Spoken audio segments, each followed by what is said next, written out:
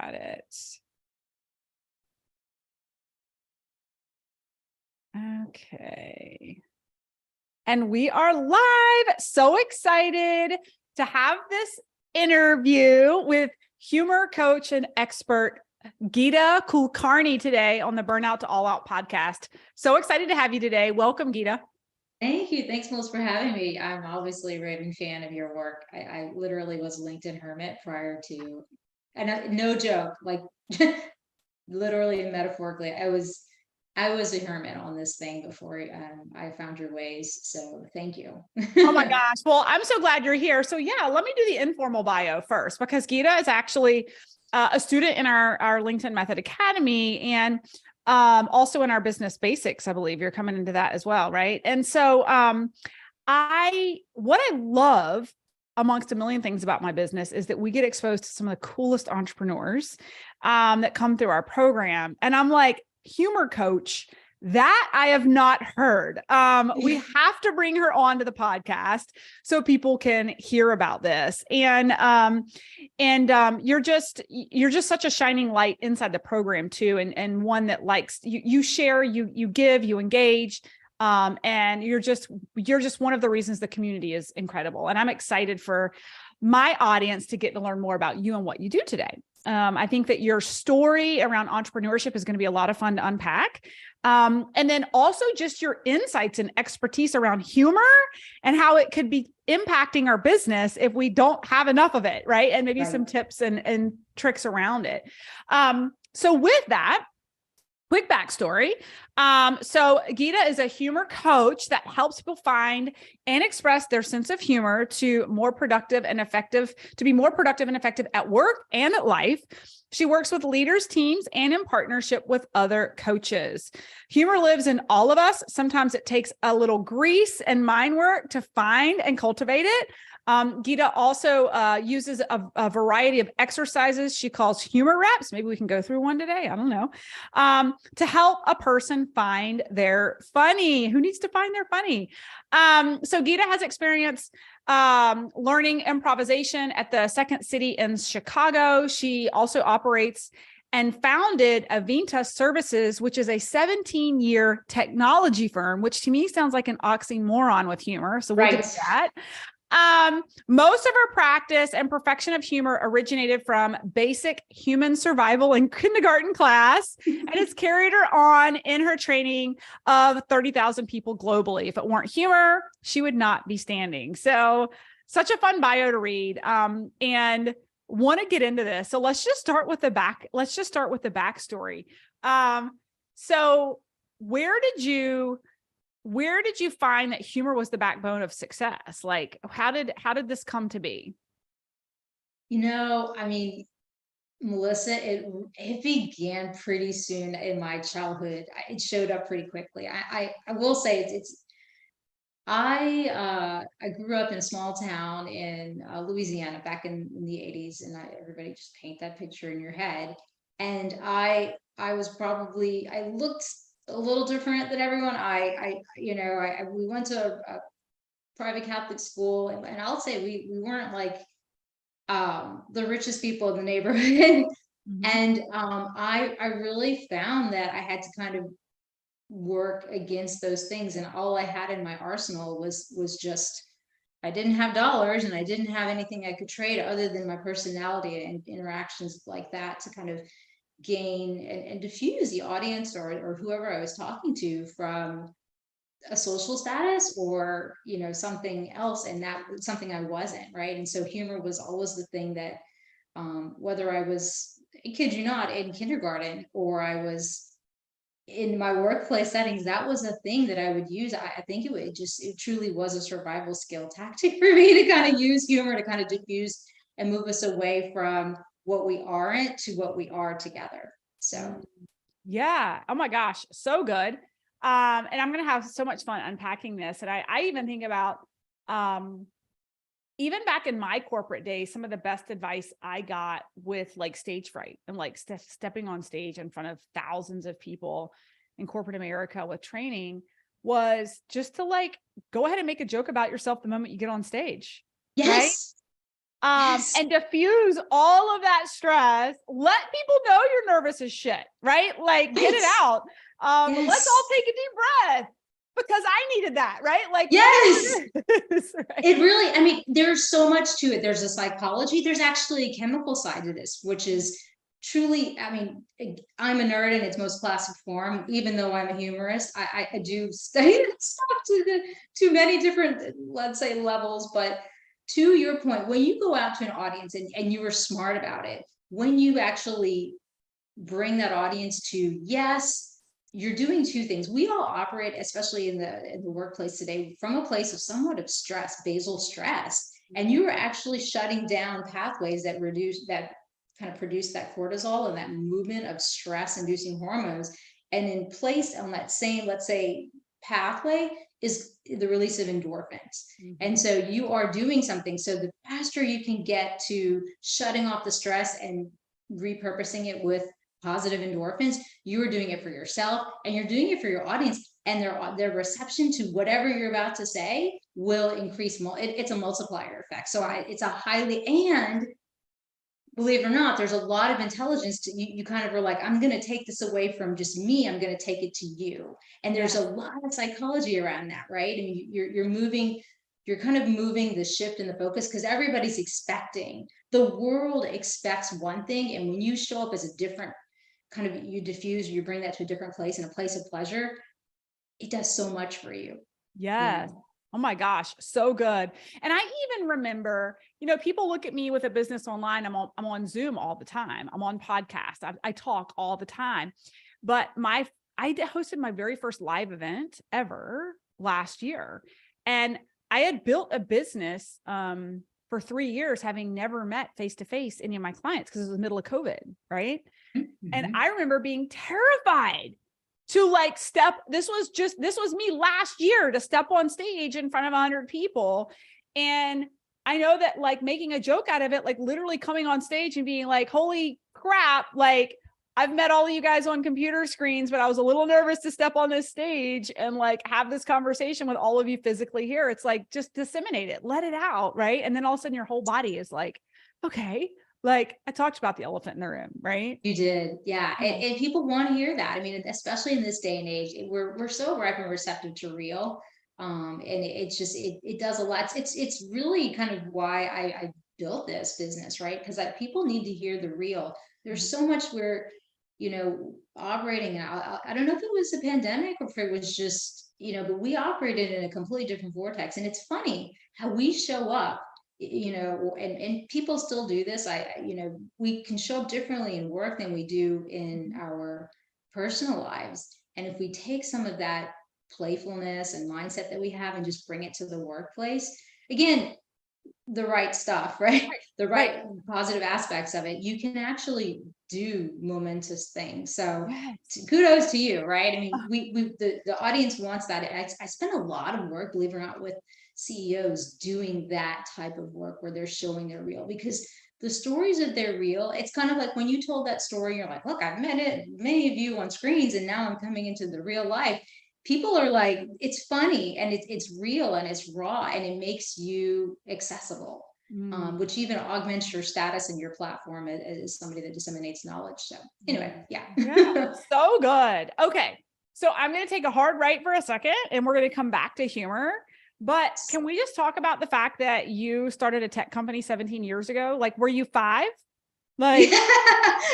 I was 7. Yes. No, well, I don't know if it's just the look, but I think it has to do with the fact that I'm a runner, and I think that has something to do with it. But I did start it I started it right at the tip of almost 30.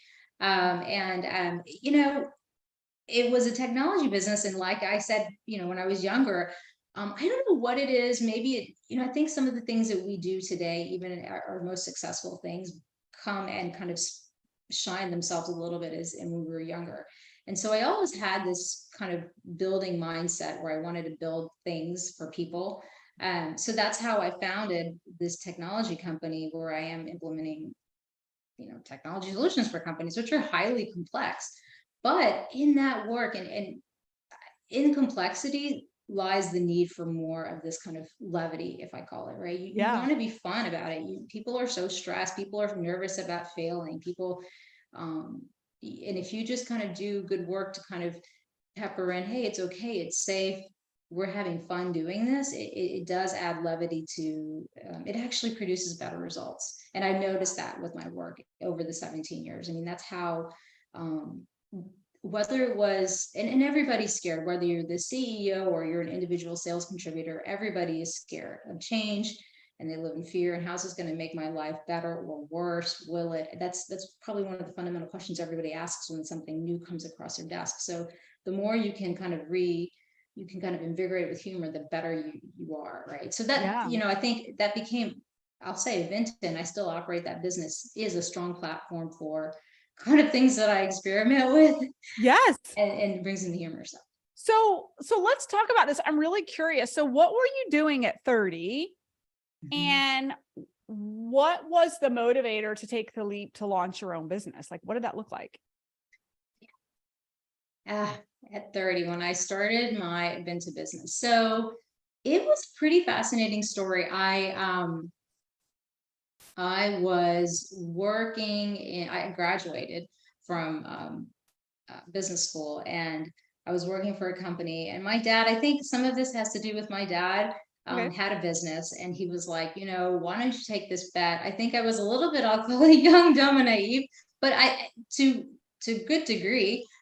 He's like, why don't you just take a second and bet on yourself and try to see if you can build a business? And I was like, okay, well, That's incredible. Is your dad an entrepreneur? he is. Yeah. Okay. He owns Okay. a consulting business as well. So a lot of that kind of was like, and I was like, I'm 30. I mean, if I can do this at any point in my life, I can do it at that point. It made a lot of sense for me. All I had was like maybe a plant I was endowed to. No children, not even a pet. So all if I could take care of a plant in my apartment, I was doing good. Right. And so that was my, I was like, okay, well, I'm gonna do this. And I actually kept myself at a pretty like tight leash. I told myself I'm gonna take this at 3 months. And if I can do, I was pretty protracted about it. I'm like, the horizon is 3 months. My income level has to be what I'm matching at an annualized basis plus 30% more. And I knocked that out of the park at like a month and a half in. So I was like, okay, So can we just pause? I love this. You had a definitive financial plan. It wasn't like an expensive hobby. You had a right. definitive financial plan of what you needed to hit in order to make this a legitimate business and continue betting on yourself. I love this. Okay, go ahead. Yeah. And I wrote that at outset, right? I was like, okay, because a lot of times you can kind of, I've even noticed this as I've looked at other endeavors, even in my life, I'm like, I need to come back to like that place and start and go, okay, this is where I need to be at a financial and a time horizon basis. That was just a strong, thing. But yeah, so from there, I kind of, I was working much like your story, where I was actually had a job, and I said, okay, I'm going to let that kind of, I'm going to subset and offset that with my this new business, and let that be my kind of movement to transition out of the full-time work. And that's what I did. And when I did it, I was truthful to my employer, like, I'm going to go out and freelance. I'm going to bet on myself and my farm, and we're going to do this, Yeah. And he not only did, he was like, look, I understand what this means. I'm going to hand over a couple of clients to you because I want you to be successful. Right. So he was a serial Wow. entrepreneur. I just had a lot of like stars align. And I think, I will say, for anybody who's doing this or who's looking at entrepreneurship, I mean, two things, like you said, be calculated about it, I believe, because you can kind of get lost, I Yes, believe. And you then, can. yeah, and you kind of lose sight of like what was the original goal. And Right. Right. sometimes you're living in this place of pain, and you're kind of in a place of misdirection unless you have some of these North Stars with you. So I'll say that. And then on the flip of that, um, I think truth works, and I think if you're telling it to the right audience and you're saying, hey, I'm leaving for these reasons, I mean, they will wish you and send you on your way with the best, Right. so. I love that. Okay. So you bet on yourself, you left, and you launched a tech company that has run for 17 years. So you have been independently employed, like running your own business for 17 years. Is this business still like running parallel to launching your coaching business? It is. Yeah. Yes. How have you been Yeah. able to kind of pull yourself out of the day to day, and given yourself bandwidth, to launch the humor coaching while your tech business is still running? Yeah.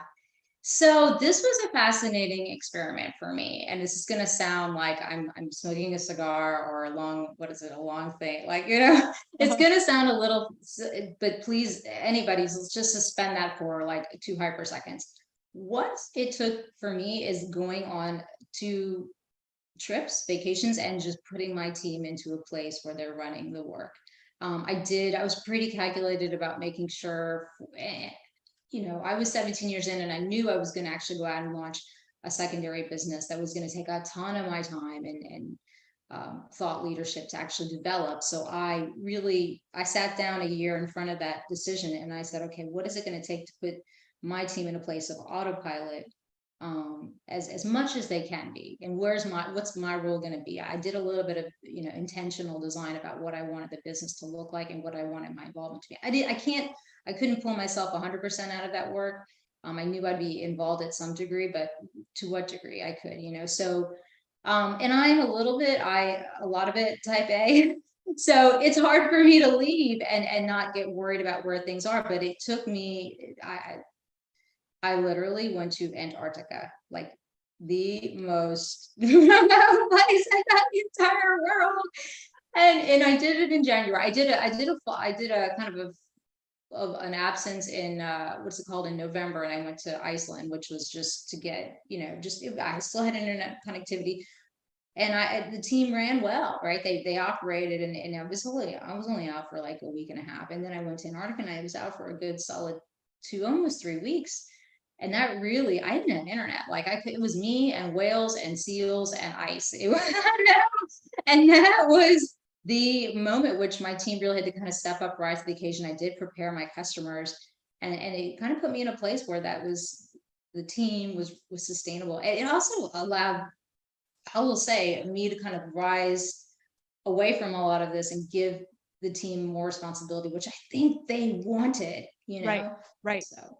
That's so good. It's interesting you share that. One of my good friends, Justin, who's in a business mastermind I'm in, I interviewed him not too long ago, and he said something very similar. He's launched and run 4 different businesses now, and he's in his 30s. It's pretty fascinating. And he said one of the things he does about twice a year is he goes away for like a month just to see what breaks on purpose, so that he can find the cracks in his business, so that he can come back and make sure that it's self-sustaining. And I was like, beautiful. You have to have the confidence to be able to walk away and do that, right? And have a good team and know that a good foundation before you You were absolutely right. And that's why I was out in Iceland, Norway for in November, because it was kind of my trial run to see those break points. And then I went full Monty in January, because I was like, okay, we can do this, right?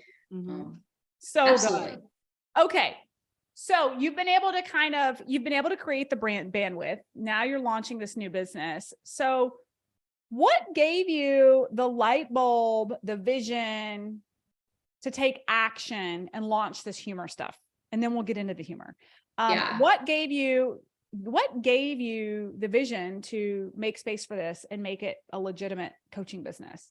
I think the big driving force, and I guess it'll come down to it's not just men, or it's not just men or women, but I saw a lot of women who would show up as one person in work and show up as a different person in play. And I'm like, and when I got to know a lot of my clients and how they operated, and I got to know them at that fundamental level, and they're funny, I was like, we need to take some of this and re-yield it in the workplace. And I would even, a lot of the work that I would do, I would often find a protege in the work, and it just happened to be men or women. And I would, because I was funny, in my delivery, they would actually pull out their own funny in their own delivery as I rolled off work for my client, and they would kind of almost take the same culture or the same approach that I took and do that in work. And that was kind of my thing. I was like, there's something here, and like I said, I'm also a big believer in this notion of a growth mindset. I'm so glad we discovered it back at some point recently in modern time, where you can do anything if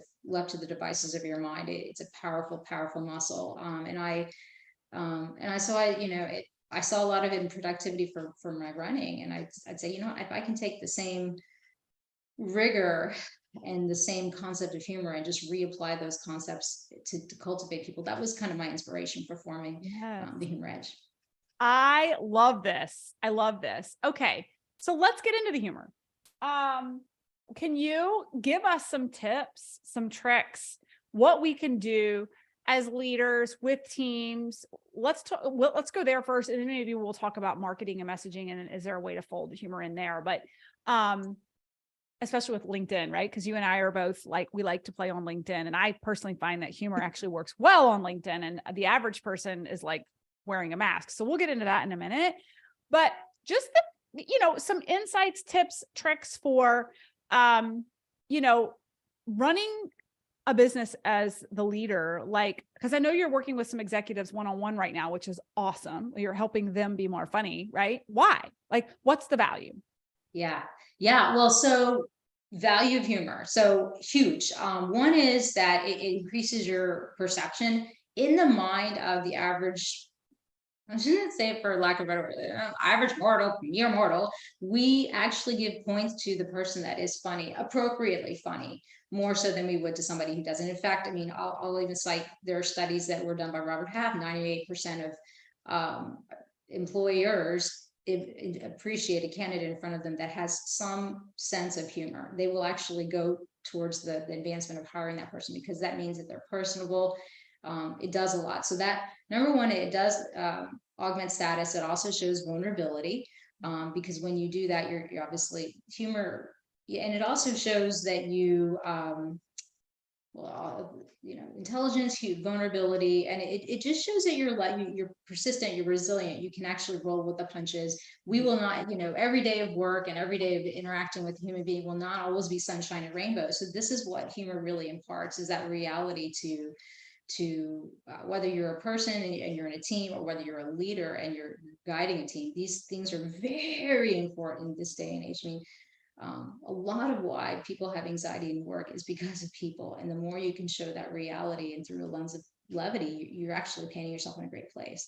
A lot of CEOs, and the reason that I coach a lot of CEOs in this, because they get that credibility and get that kind of status amongst their peers, amongst those that they're leading. And when, especially as a leader, when you show up and paint and show the right stories to your team as to who you are and why you are who you are, they will be that much more inspired to do work, right? You may have great things going on in the business, you have the most innovative products, but if they don't know who you are and why you are, it sometimes falls flat, right? I want to work for the guy that, I recently had a CEO that talked about his true rags to riches story, where he was actually, his parents helped with, they were custodians in the school. He's a multi-billion-dollar CEO, and his parents, and he'd go to school, he'd work, go to school during the week, he'd see kids splatter ketchup, he'd see kids spray on the paint walls in the bathroom. And he knew that Saturday he had to go out and clean all that. And he was thinking to himself, so, and he talked about leadership, and he said, you know what, ever since I was 6 years old, I knew I didn't want to clean up anybody's mess. Imagine telling that story. Imagine not knowing that story, right? And knowing that you're just doing what you're doing for this big company. Now imagine that leader has told you that story. It takes a whole different level of eminence. You will do and rise to the occasion for that CEO. He's never told that story to his company, and that's a story that he's now going to share. So anyway, it's stories like this. And I give the advice to a lot of people. I will say that humor is this performative effect, whether I show up as Kevin Hart, I have to show up as Ellen DeGeneres, I have to show up as whatever comedian, Amy Schumer, name your favorite comedian. It's not that. It's actually the humor that's kind of in the gap. It's kind of in the everyday, where you just kind of pop a joke in context to what you're doing.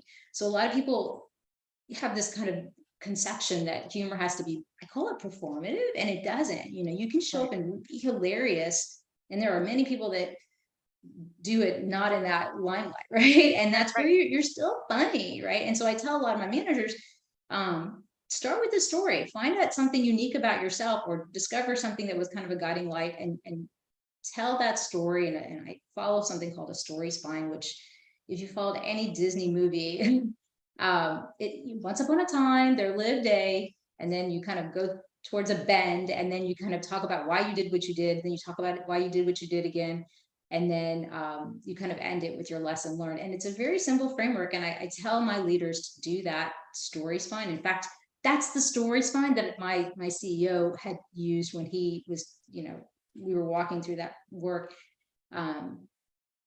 And you will find funny in that. You'll lace it with a base story, because everybody loves a good story, whether you were 1600 years ago living with a campfire or you're today. Right. And that's what people latch on to. So yeah, I mean, I say start with that. Start with kind of protected humor, I call, or things that you can kind of plan for. Have it always in your back pocket. Share that whether you're with your troops or even at a dinner party, right? And people want to know something fascinating about you, or you have a funny story that, happened between yourself and somebody in the family. That's the stuff that you can kind of start to practice your humor with, planned humor to some degree. And then Yeah. you will start to identify within yourself your humor. And I also think it's a great move for a manager to employ that tactic, because it shows that realism, and it shows then the team wants to work with somebody that's real and has got a really great story behind them. So Gosh, this is so timely, talking about like storytelling and humor. And I don't know, maybe you can speak to this a little bit, but I was just chatting about this in a small group coaching session prior to this. I talk a lot about storytelling and share your story and be relatable on LinkedIn. Like be willing to share your warts and all. Like people actually appreciate that. You become more authentic, people connect with you. And, people who are listening may or may not have heard my story, but what I will share was, last year at my very first live event that we talked about at the beginning, I worked with a marketing strategist for the runway of the whole event for months up to the event. And she helped me build my deck, if you will, or pitch for our mastermind. We open the doors to our mastermind from stage at the live event. And she was like, I had my story. I'd had such a tumultuous year the year before where I literally had hit rock bottom. Like I had made $1 million, but I was still in the red. And she was like, you have to tell this story from stage. And I'm like, what? And she's like, you must relate with them to the pain point and share the ugly girl crying on the bathroom floor story. And then we take you out of that and tell the rest of the story. Right. And I was terrified to reveal the imperfection and the tragedy and the loss. But what I found through all of it, and maybe you can speak to this, is it was one of the most profound stories I could have told, because after that, I got so many pings, dings, phone calls from people who were like, I am so in and cannot wait to be a part of this program. And what got me was your story of like crying on the bathroom floor, because I've been there. And I'm like, holy crap. So like, it is important to like tell these stories, and I can laugh about it now. And it was I actually had tears about it when I was telling it, but by the end of the story, I was laughing and smiling, and there was some humor about the journey I had taken. Right. Can you speak more to that? Because yes. I was so uncomfortable being coached to do it, but now I'm like, now I do it every day. I share it with everyone my flaws all the time. Yes. Yes. It's a meet you where you are. They're meeting you where you were. Mm-hmm. It's kind of, I almost equate it to like a highway. Life's a highway, let's say maybe. Yeah. And if I can get on the same ramp that you are, I'm going to be able to, and you were at that ramp, you were at that exit ramp, and now you're in a different place. Like, I know that that's possible. There's the art of the possible, there's the power of the possible. And that's what people want. And they, to some degree, I mean, how do I say this without sounding so negative? The world can be a painful place, and the more, and many people are in, let's say, pain. And the more they know that you've kind of been there and seen that pain, the more they know it's possible to move out of that place. And in that story, you're going to find your humor, which, was an aside there, but that's a huge, it's very contemporary these days, and it's a very resonant effect. People want to hear those stories. I mean, imagine if you were at, you were your unicorn self riding along in the clouds, spewing rainbows all day long. And you're like, come on, ride with me. It's not real. Right. And you can't get on, I can't get on your unicorn. You're already up there. Like, that's what it's not relatable. And that's what makes it so real, is that I'm so glad and you're right. I mean, I actually, that's even how I engage with you. I saw the realism in you. I saw a lot of me in you. And I saw, like, the way you signaled a lot of that was, it's not been, sunshine and lemonade all day long every day. Right. And that really hit home with me, because I'm like, you know what? I'm trying to do something that I perceive as impossible. And she's making it possible. She's turning impossible to possible. And people get sold a lot on that, so. I love that. It's so, it just is reiterating to me, and maybe we can now segue into kind of marketing strategies, with humor, and how we can be folding more of this into our ethos. We both have to run our brands and be a brand online. How are you playing with this? I know that you're in our academy on LinkedIn. I mean, how are you playing with humor, and what are some advice that you can give our listeners with humor and kind of brand strategy marketing online? Two things. I mean, one thing I'll leave you with, I'll kind of place out there, is humor is a great, it's a great unifier, and it's a great personalizer. I'm trying to think. I always use the concept of Ted Lasso, because I feel like a lot of people watch Ted Lasso. So, and you're smiling. So you probably have seen some of those. So the story, if you think about Ted Lasso, is that he is funny, but the reasons you find him funny, if somebody were to ask you, hey, Melissa, why is Ted Lasso funny? You're gonna have a different answer than I will. But that's great and okay. But you know what it does? It also shows that we're common, and we're unified, right? So like I said, if you can weave humor into your messaging, people will take and latch on to that and feel the story, because like I said, humor is a great personalizer, as it is a great unifier, right? So you can say many things, with saying just very little, and do that in the spirit of humor. So if you almost, so I'll leave you with that one piece. I also feel like I tend to comment, I tend to show up a lot with humor, especially for those of you who are building your online presence and you're using LinkedIn to do it.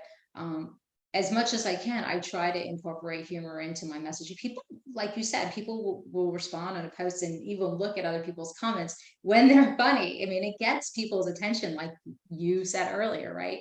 I mean, it's great to kind of re-herald the king when he makes the comment, oh yes, yes, but when you tell them a very, like, you kind of come out with a really kind of good, and I say, it's an intersection of a good clairvoyant observation, a comment, and funny. When you can do that and reaffirm what they're saying, man, you get a lot. I get a lot of people who come back to me, and like you said, will look and be like, that was a good line. Who is she? And they'll follow, right? So I use it there, but like I said, also just even in your messaging, when you're kind of assembling posts, or even just building your brand, I think it's also easier on you.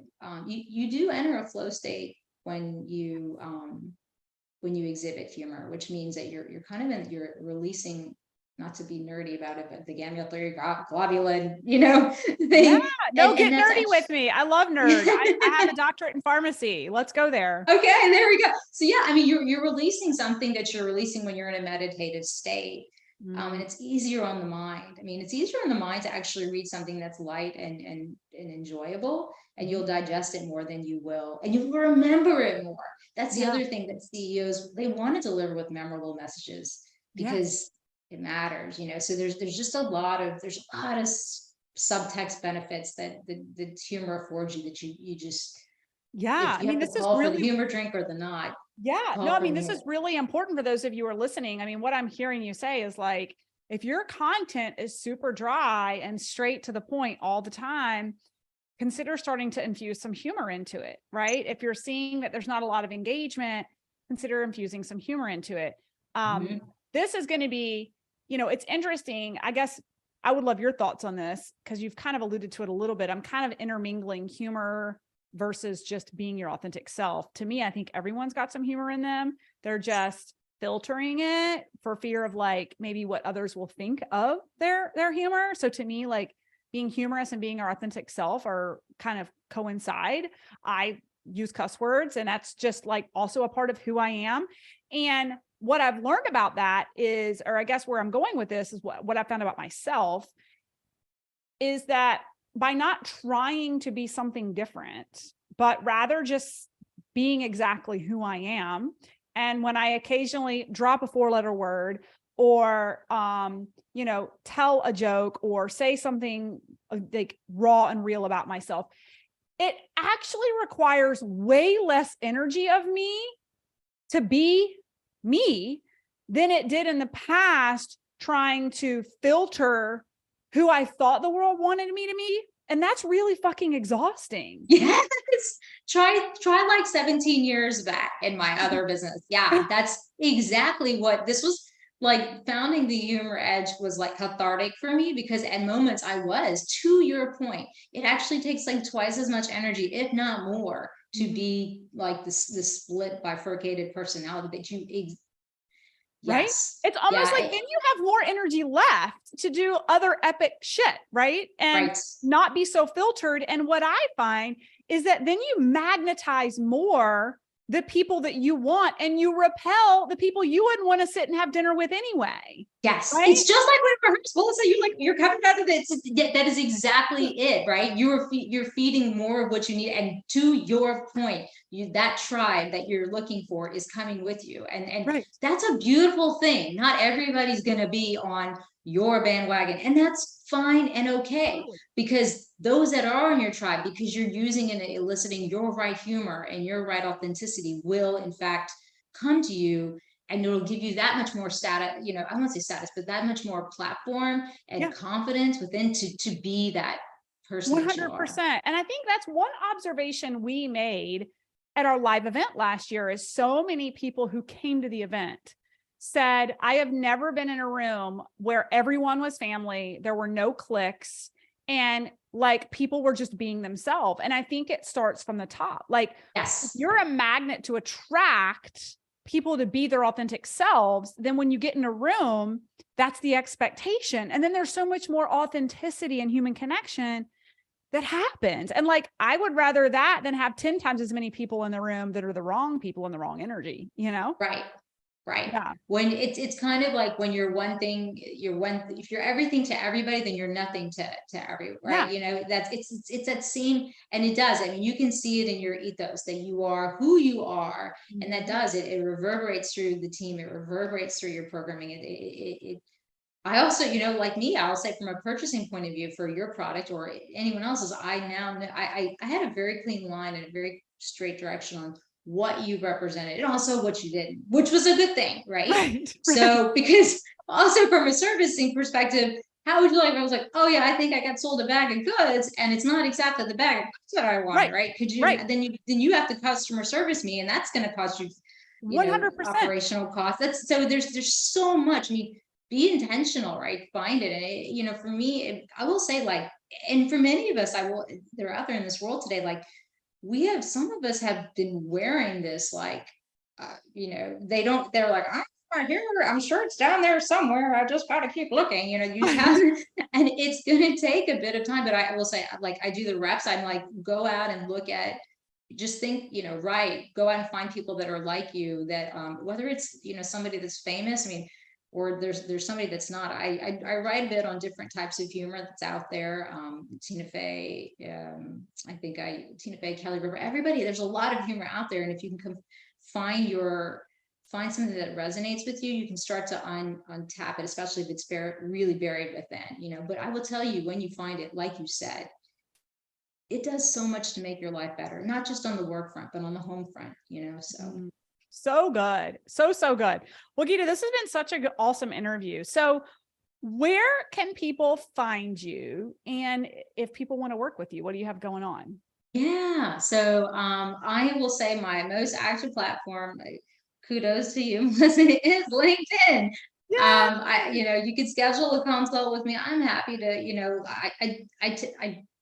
I do coaching. I do coaching with women, emerging leaders. I do coaching with teams where I'm helping them use humor. And I'll say it's not just unicorns and rainbows. It is in fact the humor where we're actually working through problems and using it to solve like what's impossible in the business. So we're doing real life stuff. So schedule a consult with me through LinkedIn. I am present on Instagram and Facebook, but I will say that my modus operandi, my primary way of connecting is through the LinkedIn platform. So, and I have a website, The Humor Edge. So Yes. Awesome. Awesome. And you're coming to our live event in Nashville, right?